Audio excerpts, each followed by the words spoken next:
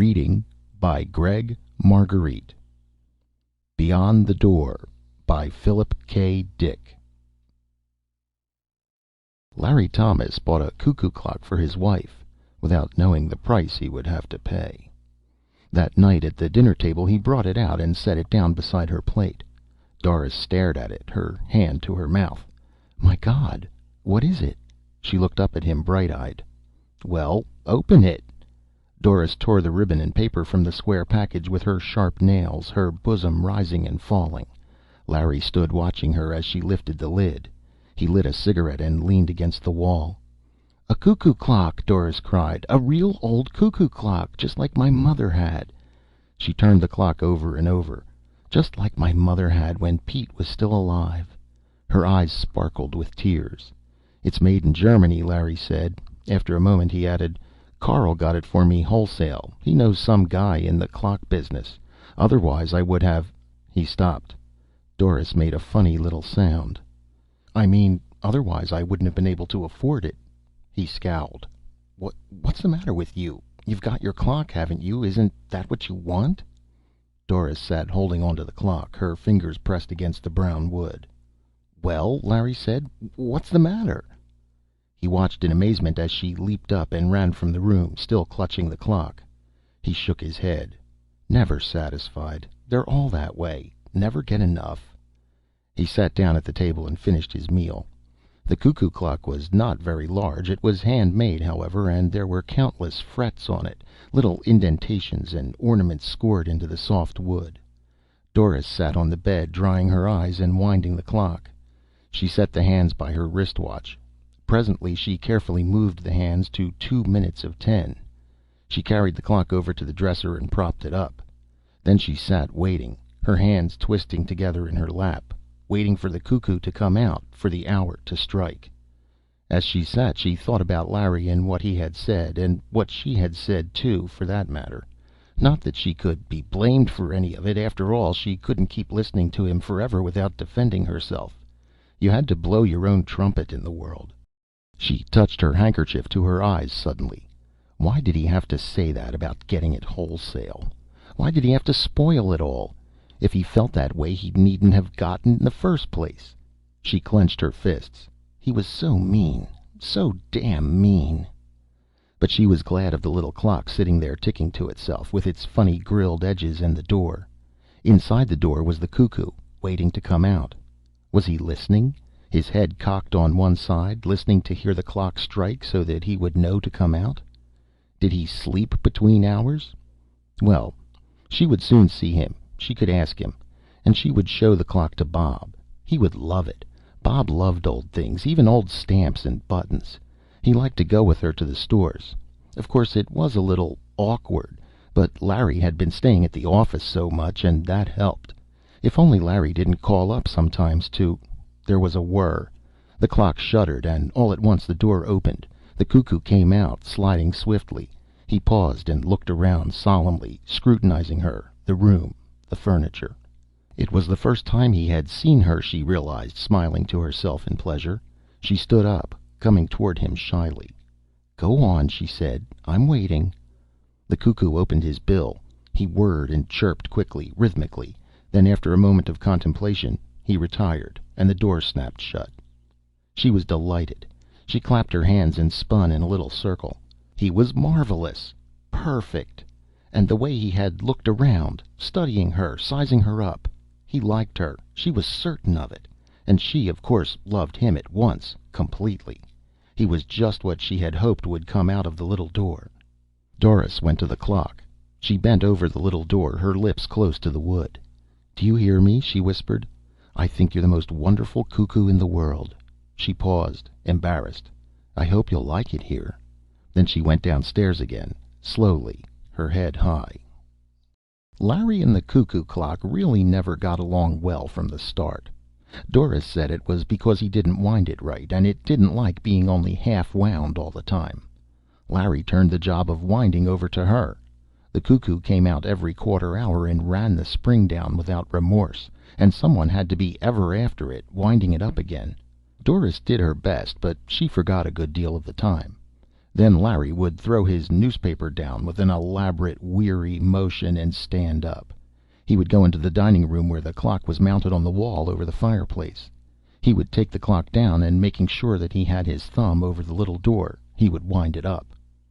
"Why do you put your thumb over the door?" Doris asked once. "You're supposed to." She raised an eyebrow. "Are you sure? I wonder if it isn't that you don't want him to come out while you're standing so close." "Why not?" "Maybe you're afraid of him." Larry laughed. He put the clock back on the wall and gingerly removed his thumb. When Doris wasn't looking, he examined his thumb. There was still a trace of the nick cut out of the soft part of it. Who or what had pecked at him? One Saturday morning, when Larry was down at the office working over some important special accounts, Bob Chambers came to the front porch and rang the bell. Doris was taking a quick shower. She dried herself and slipped into her robe. When she opened the door, Bob stepped inside, grinning. "Hi," he said, looking around. "It's all right? Larry's at the office?" "Fine." Bob gazed at her slim legs below the hem of the robe. "How nice you look today." She laughed. "Be careful. Maybe I shouldn't let you in after all." They looked at one another, half amused, half frightened. Presently Bob said, "If you want, I'll—" "No, for God's sake." She caught hold of his sleeve. "Just get out of the doorway so I can close it. Mrs. Peters across the street, you know." She closed the door. "And I want to show you something," she said. "You haven't seen it." He was interested. "An antique or what?" She took his arm, leading him toward the dining room. "You'll love it, Bobby." She stopped, wide-eyed. "I hope you will. You must. You must love it. It means so much to me. He means so much." "He?" Bob frowned. "Who is he?" Doris laughed. "You're jealous. Come on." A moment later they stood before the clock, looking up at it. "He'll come out in a few minutes. Wait until you see him. I know you two will get along just fine."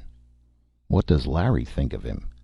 "They don't like each other. Sometimes when Larry's here he won't come out. Larry gets mad if he doesn't come out on time. He says—" "Says what?" Doris looked down. "He always says that he's been robbed, even if he did get it wholesale." She brightened. "But I know he won't come out because he doesn't like Larry. When I'm here alone he comes right out for me, every 15 minutes, even though he really only has to come out on the hour." She gazed up at the clock. "He comes out for me because he wants to. We talk. I tell him things, of course. I'd like to have him upstairs in my room, but it wouldn't be right." There was the sound of footsteps on the front porch. They looked at each other, horrified. Larry pushed the front door open, grunting. He set his briefcase down and took off his hat. Then he saw Bob for the first time. "Chambers, I'll be damned." His eyes narrowed. "What are you doing here?" He came into the dining room. Doris drew her robe about her, helplessly backing away. Bob began. "That is, we—" He broke off, glancing at Doris. Suddenly the clock began to whir. The cuckoo came rushing out, bursting into sound. Larry moved towards him. "Shut that din off," he said. He raised his fist toward the clock. The cuckoo snapped into silence and retreated. The door closed. "That's better."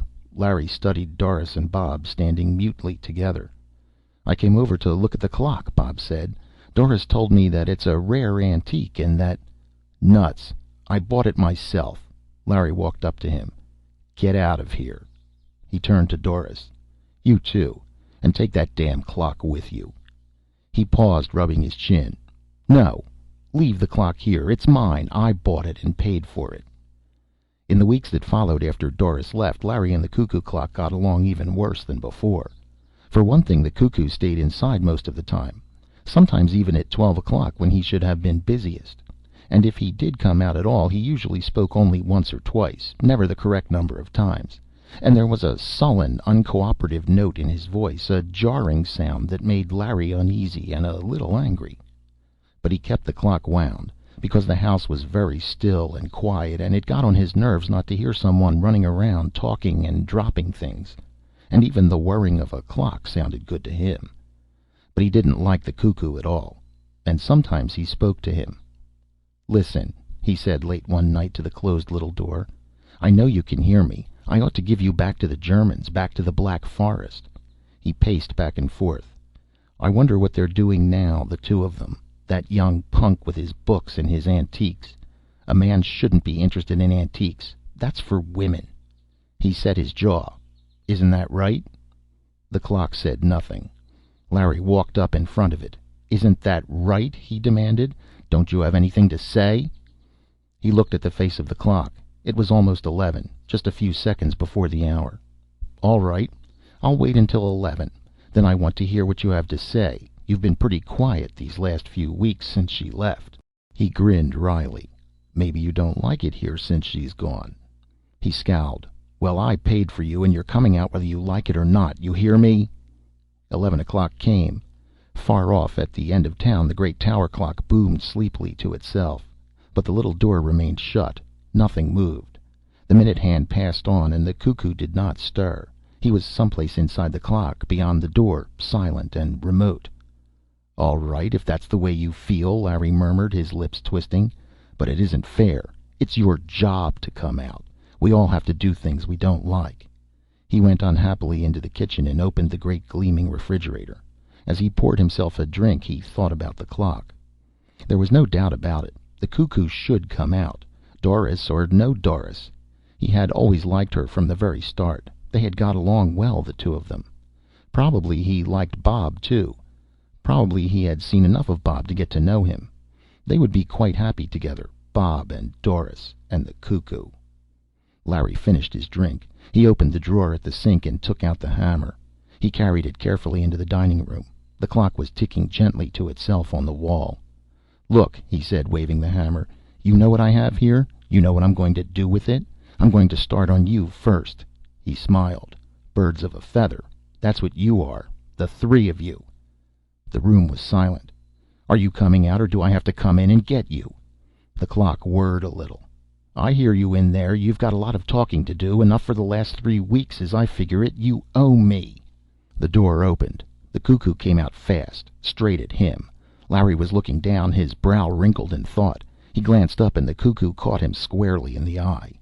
Down he went, hammer and chair and everything, hitting the floor with a tremendous crash. For a moment the cuckoo paused, its small body poised rigidly. Then it went back inside the house. The door snapped tight shut after it. The man lay on the floor, stretched out grotesquely, his head bent over to one side. Nothing moved or stirred. The room was completely silent, except, of course, for the ticking of the clock. I see, Doris said, her face tight. Bob put his arm around her, steadying her. Doctor, Bob said, can I ask you something? Of course, the doctor said. Is it very easy to break your neck falling from so low a chair? It wasn't very far to fall. I wonder if it might not have been an accident. Is there any chance it might have been suicide? The doctor rubbed his jaw. I never heard of anyone committing suicide that way. It was an accident, I'm positive. I don't mean suicide, Bob murmured under his breath, looking up at the clock on the wall. I meant something else. But no one heard him. End of Beyond the Door by Philip K. Dick.